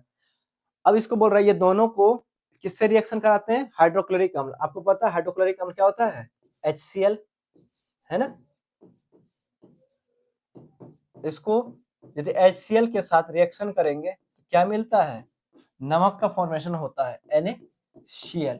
इसके भी केस में नमक का होता है, और इसके भी केस में क्या होता है, नमक का ही फॉर्मेशन होता है। NaHCO3 के केस में भी क्या होता है, जब HCl से रिएक्शन करने के बाद हम लोग को NaCl ही मिलता है। ठीक है ना, उसके बाद बाय प्रोडक्ट का हमको देखना नहीं है, मेन प्रोडक्ट में क्या मिलता है, सोडियम क्लोराइड बनता है। बात तो सही है, बोल रहा है हाइड्रोजन कार्बोनेट बनता है, हाइड्रोजन कार्बोनेट तो नहीं बनता है, सोडियम क्लोराइड बनता है। दोनों केस में सोडियम क्लोराइड बनता है, हाइड्रोजन गैस निकलती है। तो आपको बोला है अभी कौन सा अभिक्रिया समान है, यानी ऐसा कौन सा प्रोडक्ट है जो समान है, तो NaCl निकलता है, यानी कि कार्बन मोनोऑक्साइड निकलती है, नहीं। क्या हो गया इसका आंसर, ऑप्शन बी। चलिए इसको पिक्चर से भी समझ लेते हैं। देखिए Na2CO3 HCl, यहाँ पे देखिए NaHCO3 है, NaHCO3 प्लस HCl है। दोनों को HCl से रिएक्शन कराने के बाद है ना, प्रोडक्ट के रूप में NaCl ही मिलता है। उसके बाद जल मिलता है, कार्बन डाइऑक्साइड मिलता है, इसमें भी जल मिलता है, और कार्बन डाइऑक्साइड गैस रिलीज होता है। ठीक है ना, तो आपको यहाँ देख रहे थे ऑप्शन क्या बोल रहा था, हाइड्रोजन गैस निकलती है, नहीं, हाइड्रोजन गैस नहीं निकलती, क्या निकलती है, CO2 गैस निकलती है। हाइड्रोजन कार्बोनेट बनता है, नहीं, हाइड्रोजन कार्बोनेट नहीं बनता है। कार्बन मोनोऑक्साइड यानी कि CO निकलता है, नहीं, CO नहीं, CO2 निकल रिलीज होता है। ठीक है ना, तो इसका आंसर क्या हो जाता, ऑप्शन बी आपका राइट आंसर हो जाएगा। ठीक है ना, तो दोनों केस में क्या बन रहा है, NaCl यानी कि नमक बन रहा है। निम्नलिखित में से कौन सा विकल्प विषमांगी विषमांगी के बारे में मेंडल मेडल एक साइंटिस्ट का नेम है, के निष्कर्ष का सही प्रतिनिधित्व करता है। अब देखिए मेंटल जो एक्सपेरिमेंट किया था वो मटर से रिलेटेड कुछ एक्सपेरिमेंट था, मटर के दाने से। ठीक है ना, चलिए देख लेते हैं इसको बाय पिक्चर। पेरेंट जनरेशन देखिए, एक होता है toll P plant. Toll P plant में क्या होता है, दोनों चीज हो ना, यानी कि जो जो इसमें डोमिनेंट फैक्टर है वो उसका दोनों पार्ट क्या होगा, वो डोमिनेंट ही रहेगा। ये दोनों पार्ट क्या होगा, डोमिनेंट नहीं रहेगा। एक पार्ट शॉर्ट पी में, यानी शॉर्ट पी प्लांट में क्या होगा, इसका पार्ट डोमिनेंट नहीं होगा, इसका पार्ट क्या होगा, डोमिनेंट होगा। ठीक है ना, अब देखिए इसमें क्या होता है, जैमेट का फॉर्मेशन होता है, यानी कि जब ट्रायल करते हैं तो इसका एक पार्ट और किसका, टॉल पी से एक पार्ट लिया जाएगा, और एक शॉर्ट पी प्लांट से एक पार्ट ले लिया जाएगा। जब दोनों का क्या करेंगे, जैमेट फॉर्मेशन करेंगे, यानी सेग्रीगेशन, लॉ ऑफ सेग्रीगेशन कराएंगे, तब जाके क्या होगा, जिससे इसका टॉल वाला पार्ट इसका शॉर्ट वाला पार्ट से लिया गया है, इसमें क्या हो जाएगा, बाद में जो फॉर्मेशन होगा वो टॉल ही रहेगा। ठीक है ना, क्यों, क्योंकि ये टॉल वाले में क्या है, वो डोमिनेंट रहता है, यानी हमेशा क्या रहता है, राजा का ही सुना जाता है। उसी प्रकार यहाँ में भी ऐसा ही हो रहा है, जो पहले से ही सख्त ताकतवर है उसी के अकॉर्डिंग क्या हो रहा है, चीजें हो रही होती है। ठीक है ना, तो यहाँ भी क्या हो रहे होते हैं, लॉ ऑफ सेग्रीगेशन के कारण ही क्या होता है, जाइमेट का फॉर्मेशन हो पा रहा है, ठीक है ना। अब मेंडल ने इसने कैलकुलेशन दिया, तो जाइमेट का अब जब फॉर्मेशन होगा जिसमें ये डोमिनेंट है, तो उसमें भी क्या हो रहा है, टॉल ही फॉर्मेशन हो रहा है। टॉल में क्या होता है, दोनों पार्ट क्या होता है, डोमिनेंट होता है, टी और टी कैपिटल होता है, ठीक है ना। इसमें भी क्या हो रहे होते हैं, टॉल बीज ही, टॉल पी प्लांट ही फॉर्मेशन हो पाता है। ये किसने दिया था, ये मेंडल ने ये एक्सपेरिमेंट किया था। अब मेंडल ने कंक्लूजन क्या दिया, etch trial control is two factor, L is क्या था, टू फैक्टर से हो पाता है, और इनहेरिटेड फ्रॉम कैच पेरेंट, ठीक है ना। तो ये आपको बता दूं, कभी भी टॉल और शॉर्ट में, टॉल में तो डोमिनेंट होता है, शॉर्ट में क्या होता था, उस डोमिनेंट नहीं होता था। दोनों को जब सेग्रीगेशन करा रहे हैं, तो सेग्रीगेशन के कारण क्या हो रहा था, तभी भी टॉल और शॉर्ट में भी टॉल का ही डोमिनेंट रह रहा था, तभी भी क्या फॉर्मेशन हो रहा था, यानी टॉल टी ही फॉर्मेशन हो पाता है। तो अब चलिए इसको यानी कि समझते हैं। तो इसमें बोल रहा है प्रत्येक लक्षण दो कारकों द्वारा नियंत्रित होता है, प्रत्येक लक्षण एक कारक द्वारा नियंत्रित होता है, प्रत्येक लक्षण एक गुणसूत्र द्वारा नियंत्रित होता है, प्रत्येक लक्षण तीन जीन द्वारा तो नहीं होता था, एक गुणसूत्र भी नहीं था, प्रत्येक लक्षण एक कारक द्वारा नियंत्रित होता है, प्रत्येक कारक एक कारक द्वारा नहीं, प्रत्येक कारक दो कारकों द्वारा नियंत्रित होता है, ठीक है ना। तो इसका आंसर क्या हो जाएगा, ऑप्शन फर्स्ट इसका राइट आंसर हो जाएगा। दो कारक के कारण क्या होता था, ये नियंत्रित होता था। ये किसने कहा था, ये मेंडल ने एक्सपेरिमेंट किया था मटर के दानों में। एक पौधे का उखाड़ कर धूप में छोड़ दिया गया, कुछ घंटे बाद पौधा मुरझा मुरझा गया, ठीक है ना। सही बात है, कोई भी पौधा को आप उखाड़ दोगे उसके बाद क्या हो जाएगा, यानी कि उसको धूप में रख दोगे तो मुरझाएगा। क्यों, क्योंकि उसमें क्या हो गया, पौधे का क्या पानी का क्या हो गया, कनेक्शन कट गया, है ना। पानी का कनेक्शन, उसको तो हमेशा क्या चाहिए, पानी का क्या होना चाहिए, कनेक्शन होना चाहिए। उसका कनेक्शन जमीन से यानी कि पोषक तत्व से हट गया, अब पोषक तत्व नहीं मिल पाएगा तो पानी का जिंदा रहना क्या इम्पॉसिबल है। अब देखिए कुछ घंटे बाद पौधा मुरझा गया और कमजोर दिख रहा था, इसका सबसे संभावित कारण क्या हो सकता है, इसके सबसे ज्यादा मेन कारण क्या हो सकता है, चलिए पढ़ते हैं। जाइलम के माध्यम से भोजन स्थानांतरण अवरुद्ध हो गया। अब जाइलम तो भोजन का स्थानांतरण तो नहीं करता है, जाइलम क्या करता है, जाइलम यानी कि जौ से जाइलम, जौ से जल, जाइलम किसका संचरण करता है, जल का स्थानांतरण करता है, ना कि भोजन का। तो ये तो भोजन का ब्लॉक नहीं, ये तो गलत बात है। जाइलम के माध्यम से जल चालन प्रारंभ हो गया, जाइलम के माध्यम से जल का प्रारंभ हो गया। अब जैसे, अब भाई वो तो कट ही गया ना, जाइलम के कारण जल कब देगा, जब वो क्या होगा, यानी कि ग्राउंड से कनेक्ट रहेगा, ग्राउंड से कनेक्ट ही नहीं रहा तो जाइलम क्या कर पाएगा, जल का प्रवाहित कर पाएगा क्या, नहीं, चालन नहीं कर पाएगा, ऐसा तो नहीं हो पाएगा। फ्लोएम के माध्यम से भोजन स्थानांतरण प्रारंभ हो गया। भाई ये सब कब काम करता है, जब एक प्रॉपर क्या रहते हैं, प्लांट का क्या हो रहा है, प्लांटेशन हो रहा होता है, यानी कि वो प्लांटेशन यानी कि जमीन में क्या हो रहा है, प्लांटेशन हो गया रहता है, तब जाके ऐसा हो पाता है।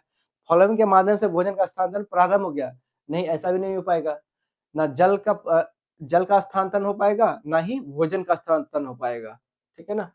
तो ये भी क्या हो जाएगा, रॉन्ग। जाइलम के माध्यम से जल चालन अवरुद्ध हो गया, हाँ ये मेन कारण हो सकता है, यानी कि फर्स्ट मुरझाने का कारण क्या रहता है, उसमें जल का चालन क्या हो गया, अवरुद्ध हो गया, यानी कि जल का पहुंचना क्या हो गया, यानी उसका संचरण क्या हो गया, रुक गया, जिसके कारण क्या हो गया, पौधे मुरझा गए, कहाँ पे, धूप में। तो इसका क्या हो गया, ये मेन आंसर हो सकता है। चलिए इसको पिक्चर से भी देख लेते हैं।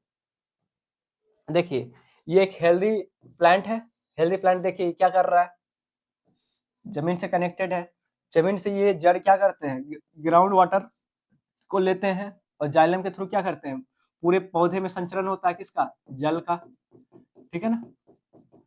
वाटर एब्जॉर्प्शन बाय रूट, ये रूट क्या करते हैं, वाटर एब्जॉर्ब करते हैं और जाइलम के थ्रू क्या करते हैं, पूरे पौधे में संचरण होता है किसका, जल का। ये नॉर्मल कंडीशन है किसका, हेल्दी प्लांट का, एक हेल्दी प्लांट का, ठीक है ना। और ये वाटर ट्रांसपोर्ट किसके थ्रू होता है, ये जाइलम के कारण होता है। अब देखिए कोई पौधे को उखाड़ दिए, ठीक है ना, अब ये उखाड़ दे तो ये जड़, सॉरी, ये जड़ आपका वाटर को क्या नहीं कर पा रहा है, एब्जॉर्ब नहीं कर पा रहा। अब वाटर एब्जॉर्ब ही नहीं करेगा तो इसका प्लांट में ये जाइलम है प्रेजेंट, बट ये जाइलम काम कर पाएगा क्या? जब ये इसमें कुछ चीजें मिल ही नहीं रहा तो ये पहुंचा कैसे पाएगा? कोई चीज देंगे, हम आपको पैसे देंगे तभी तो आप सामान खरीद पाओगे। आपको पैसे, आपका सामान खरीदने की प्रवृत्ति है, बट आपके पास क्या नहीं है? मनी नहीं है, आप सामान नहीं खरीद पाओगे। तो पापा आपको क्या देंगे? पैसे देंगे, तब जाके आप क्या कर पाओगे? सामान खरीद पाओगे। उसी प्रकार जड़ ग्राउंड से कनेक्ट रहेगा तभी जड़ ग्राउंड से क्या ले पाएगा? पानी को एब्जॉर्ब कर पाएगा, तब जाके यह कर पाएगा जाइलम, तब जाके पौधे में संचरण कर पाएगा। अब पौधे ही उखाड़ दिए हो कहाँ से? जमीन से, तो जल का क्या हो गया? फाइनली कनेक्शन दो कट गया, जल का कनेक्शन कट हो जाएगा। अब वो सनलाइट के कारण क्या हो जाएगा? उसमें तो पक्का है, उसमें क्या आ जाएगा? मुरझा जाएगा, ऐसा हो जाएगा, है ना? तो इसका कारण क्या है? फर्स्ट मेन कारण है क्या? जल का चालन क्या कर दिया गया है? अवरुद्ध कर दिया गया, नहीं रोक दिया गया है। इसके कारण क्या हो गया? वो मुरझा गया है। कहाँ पे? धूप में। ठीक है ना मेरे भाई? निम्नलिखित में से कौन सा अल्ट्रासाउंड का उपयोग नहीं है? अब मुझे बताओ, अल्ट्रासाउंड का उपयोग नहीं है बोला है, जो है वो तो आंसर नहीं देना है, जो नहीं है वो उसको देना है। अब देखिए, अब अल्ट्रासाउंड सुनने की जांच के लिए हम लोग अल्ट्रासाउंड करते हैं क्या? बिल्कुल नहीं। सुनने के लिए अल्ट्रासाउंड नहीं करते हैं। चिकित्सीय इमेजिंग, हाँ मेडिकल इमेजिंग करते हैं, जैसे अल्ट्रासाउंड हो गया, सोनोग्राफी, ये सब क्या हो गया?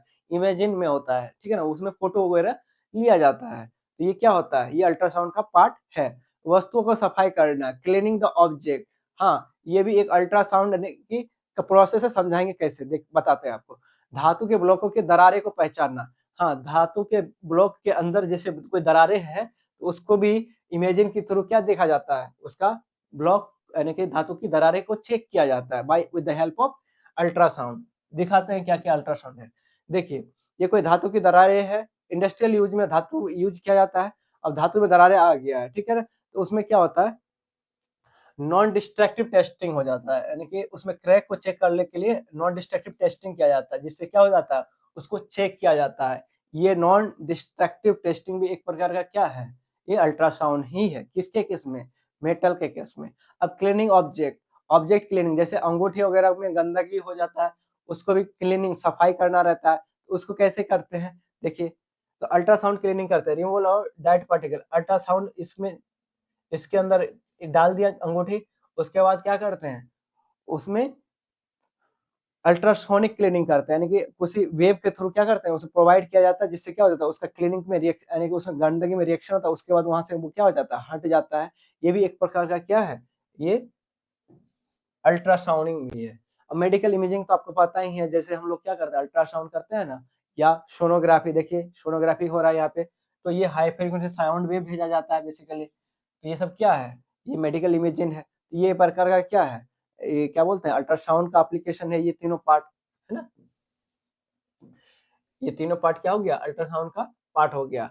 अब ये देखिए, रेगुलर हियरिंग टेस्ट किया जाता है, human can not here ultra, यानी कि दो 20,000 हर्ट्ज से ज्यादा को ह्यूमन नहीं सुन सकता है, ठीक है ना? तो इसके लिए हम लोग अल्ट्रासाउंड नहीं करते हैं। उसके लिए क्या करते हैं?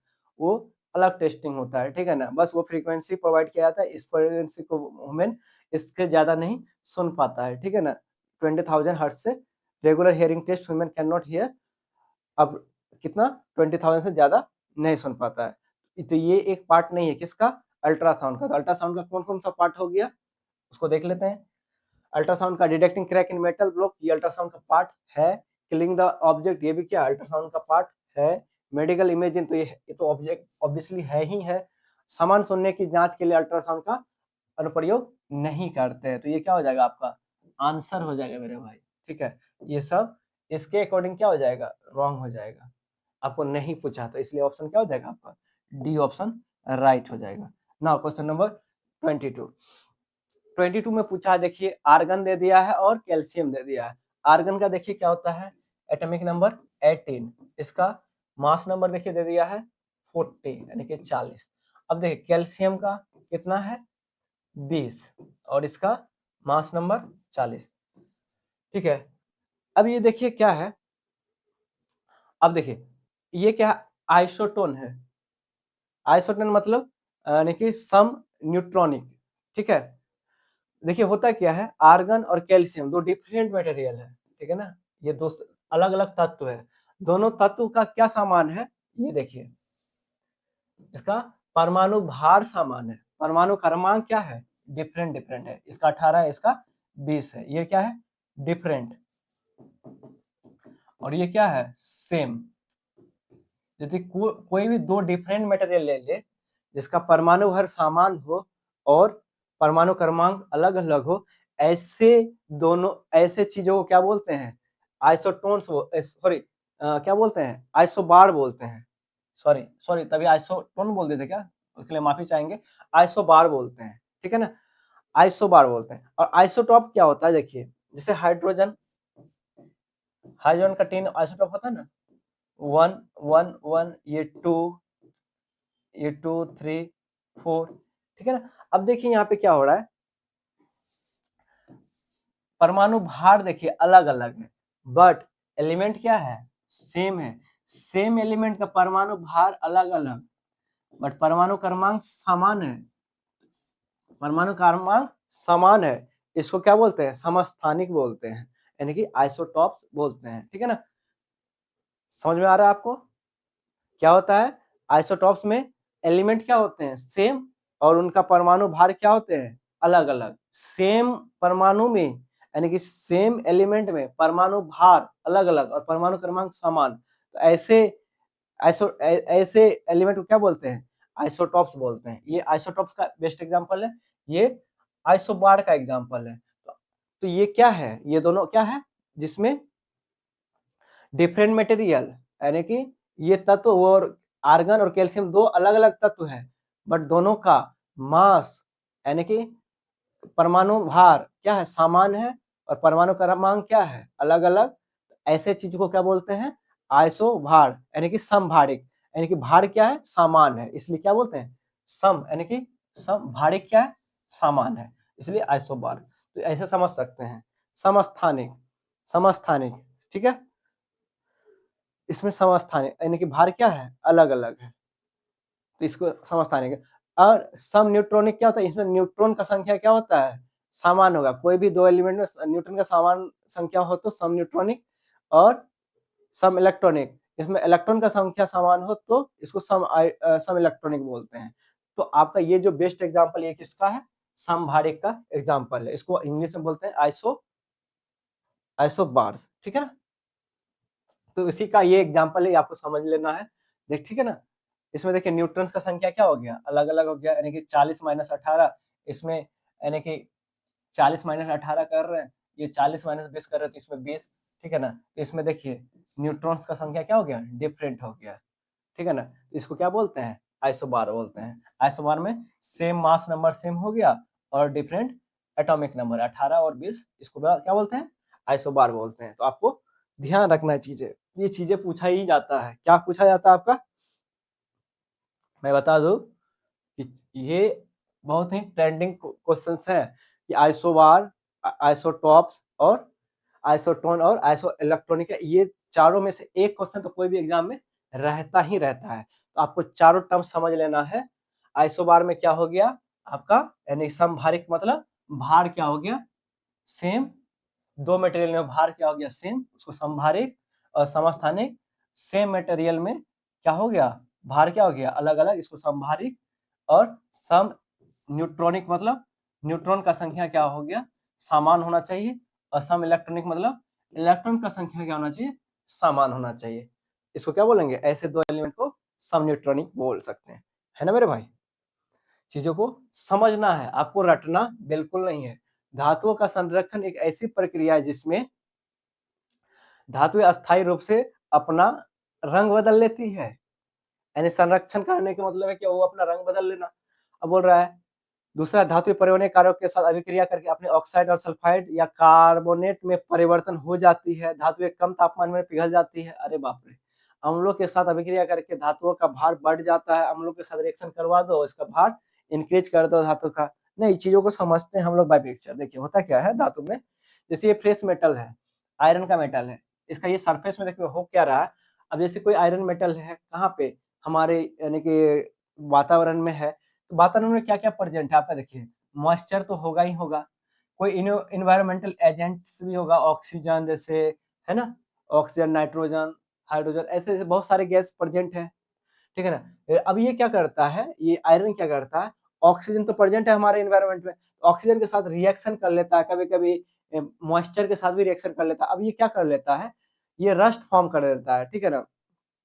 ये यानी कि क्या करता है, ऑक्साइड सल्फाइड ये सब क्या करते हैं, फॉर्मेशन हो जाता है। इसके होने जाने से देखिए सरफेस कैसा हो गया, आपको लगेगा कि यहाँ पे क्या हो गया, अलग टाइप का सरफेस का कलर हो गया। देखिए यहाँ पे कितना चमक था, यहाँ चमक क्या हो गया, गायब हो गया।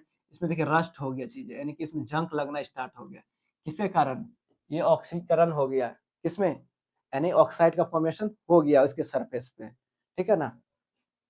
तो क्या हो जाते हैं, जब ये आयरन को कोई भी यानी कि इन्वायरमेंट में मॉइस्चर प्रेजेंट होने के कारण उसमें क्या हो जाता है, ऑक्साइड और सल्फाइड का फॉर्मेशन हो जाता है उसके सरफेस पे, ठीक है ना। तो आप ऑप्शन पढ़ते हैं क्या है, धातु पर्यावरणीय कारक के साथ अभिक्रिया करके, हाँ धातु पर्यावरणीय कारक के साथ अभिक्रिया करके अपने ऑक्साइड सल्फाइड और कार्बोनेट में परिवर्तन हो जाती है, ठीक है। ये आपका बेस्ट आंसर है। रंग तो बदल ही लेते हैं, अस्थायी रूप से अपना रंग बदल लेती है, यानी कि परमानेंट नहीं, यानी कि metal changes their colour permanently बोल रहा है, नहीं परमानेंटली कलर नहीं बदलता है। अब उसमें जंग छोड़ा के फिर वो कलर उसमें चेंजेस आ जाएगा। धातु कम तापमान में पिघल जाती है, धातु यदि कम तापमान में पिघलना स्टार्ट कर दे तो अब बैरेज सबका क्या हाल होगा सोचो, तो ऐसा बात नहीं है। अम्लों के साथ अभिक्रिया के कारण यह धातुओं का भार बढ़ जाता है, अम्लों के साथ अभिक्रिया करेगा धातु तो धातुओं का भार बढ़ जाएगा।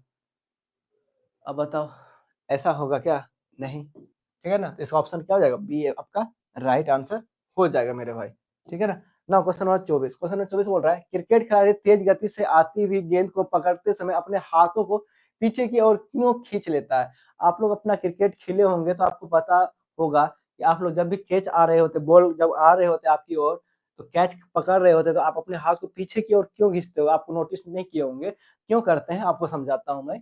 देखिए देखिए कोई ये बंदा है, ये बॉल आया, ये बॉल को क्या करना चाह रहा है, कैच करना चाह रहा है, और कैच करने के लिए वो अपने हाथ को पीछे की ओर लेना चाह रहा है। क्यों लेना चाह रहा है, देखिए होता क्या है, इम्पल्स जो होता है, इम्पल्स क्या होता है, फोर्स इनटू टाइम होता है, ठीक है ना। फोर्स होता है चेंज इन मोमेंटम और पर यूनिट टाइम, आपको पता है ना। एफ और आवर क्या होता है, डीपी बाई dt। अब देखिए फोर्स किसके इनवर्सली प्रोपोर्शनल हो गया, टाइम के,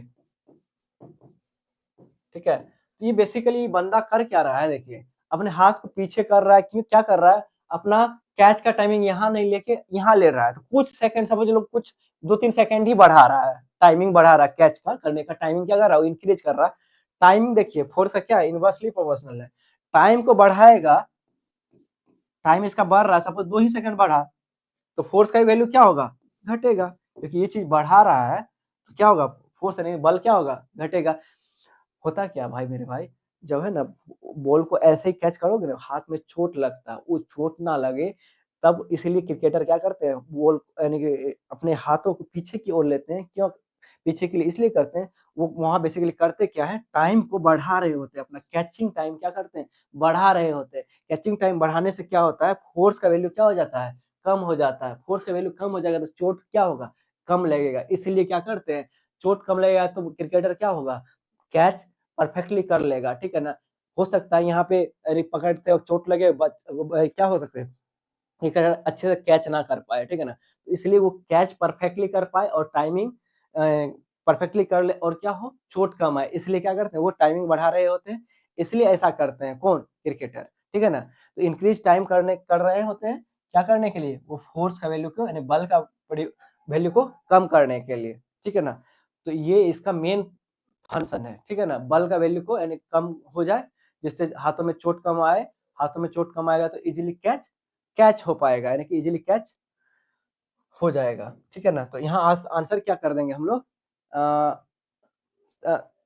क्या बोल रहा है, संघट का समय बढ़ाने के लिए ताकि हाथों पे लगने वाला बल कम हो जाए, हाँ बिल्कुल सही बात है, ठीक है ना। गेंद का त्वरण बढ़ाने के लिए, गेंद का त्वरण बढ़ा देंगे भाई, ऐसा कहाँ होगा, संवेग कम करने के लिए, संवेग कम करने के लिए एंड मोमेंटम कम नहीं होगा।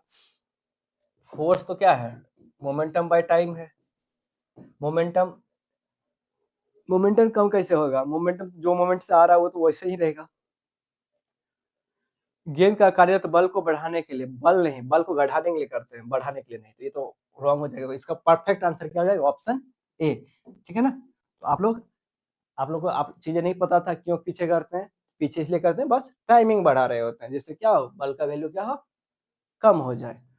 निम्नलिखित में से कौन सा विकल्प इन तीनों अवस्थाओं को एक भारी लकड़ी के खंड को धकेलने में बल की स्थिति को सही वर्णन करता है? अब देखिए, कोई लकड़ी है, अब इनिशियल में इसको धकेलना स्टार्ट करेंगे। चलिए इसको पिक्चर से समझ लेते हैं। देखिए इनिशियल स्टेज में क्या होता है, स्टेज फर्स्ट में ब्लॉक एट रेस्ट रहता है बिफोर मूविंग। ये ब्लॉक यहाँ पे रखा हुआ है कोई सरफेस पे। अब जैसे इस पे फोर्स लगाना स्टार्ट करोगे, सपोज, तो ये क्या अभी स्टेट, ये बैलेंस कंडीशन में है।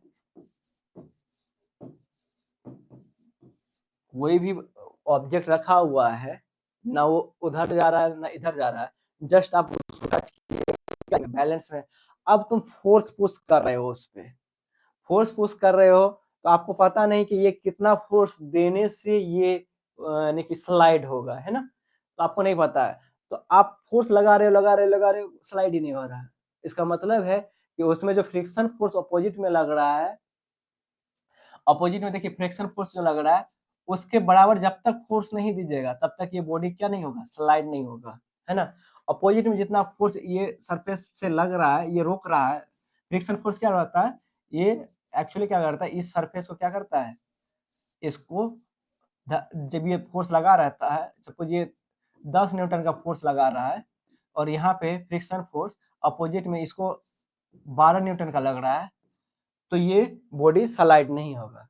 जब तक ये बंदा 12 न्यूटन या 12 न्यूटन से ज्यादा नहीं दे दे, तब तक ये क्या बोल रही, ब्लॉक आगे की ओर नहीं स्लाइड होगा। समझ रहे हैं? तो फ्रिक्शन फोर्स क्या होता है, फ्रिक्शन फोर्स जो होता है, ये ऑब्जेक्ट जो है, ये ऑब्जेक्ट और ये सरफेस के बीच में जो टचिंग वाला पोर्शन है, उसमें क्या होता है, एक फ्रिक्शन फोर्स लगता है। फ्रिक्शन फोर्स क्या होता है, अपोजिंग फोर्स, ठीक है ना, जो अपोज करता है, रोकता है ऑब्जेक्ट को, ठीक है ना? अब ये 12 लग रहा था, ये भी 12 देगा, तो ये क्या हो सकता है, बैलेंस हो जाए, ठीक है ना? अब 12 से ज्यादा देंगे तभी क्या हो जाएगा, ये आगे की ओर बढ़ेगा, ठीक है ना? तो बढ़ना स्टार्ट करेंगे, तो ये यहाँ क्या हो गया, ये अनबैलेंस हो जाएगा। अनबैलेंस का मतलब यहाँ यहाँ तो बैलेंस था, यहाँ अनबैलेंस स्टेट में आ गया। अब देखिए अनबैलेंस होने के बाद क्या होगा, अब फोर्स दे देंगे तो उसमें क्या आ जाएगा, आपका वेलोसिटी प्रेजेंट हो जाएगा। अब इसमें क्या आ जाएगा, एक कुछ निश्चित वेलोसिटी के साथ ये क्या हो जाएगा, मूव करेगा, कौन, ये ऑब्जेक्ट, ठीक है ना? तो फर्स्ट स्टेज में क्या था, ये बैलेंस था, फिर अनबैलेंस कंडीशन में आया, फिर ये जाके क्या हो जाएगा, ये बैलेंस हो जाएगा, ठीक है? किसके कारण, ये कांस्टेंट स्पीड इसमें गेन हो जाएगा, इसके बाद ये क्या हो जाएगा, ये बैलेंस स्टेट में आ जाएगा, ठीक है ना? तो कोई भी ऑब्जेक्ट को जब आप धकेलो, तो पहले वो इसका स्टेज रहेगा बैलेंस, फिर वो अनबैलेंस होगा, फिर जाके अनबैलेंस के बाद क्या हो जाएगा, बैलेंस्ड हो जाएगा, ठीक है? आप मैं आप सिंपल सा बात बताऊं कि आप जब साइकिल साइकिल से चढ़ने से पहले आप बैलेंस नहीं थे, यानी कि क्या थे, साइकिल जब खड़ा था तो वो क्या था, साइकिल बैलेंस था।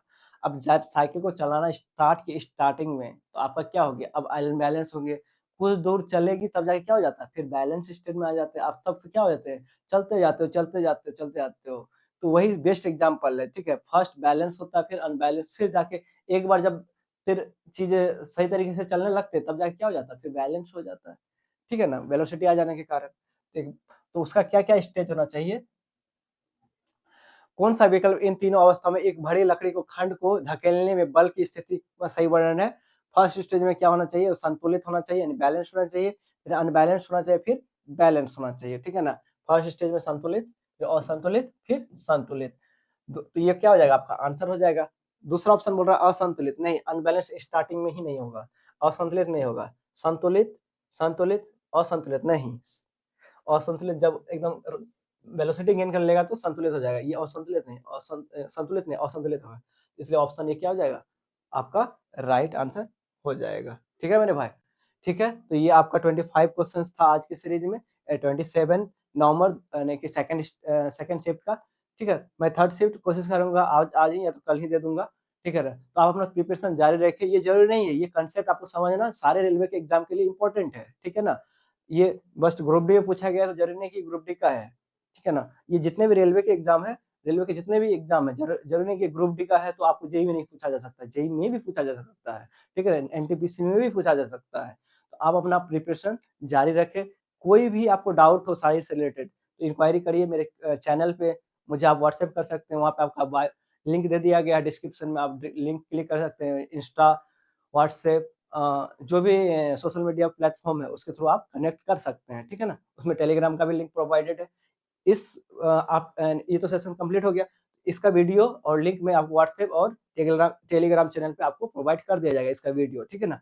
और वीडियो का लिंक, ठीक है ना? तो ठीक है, अपना प्रिपरेशन जारी रखें। धन्यवाद।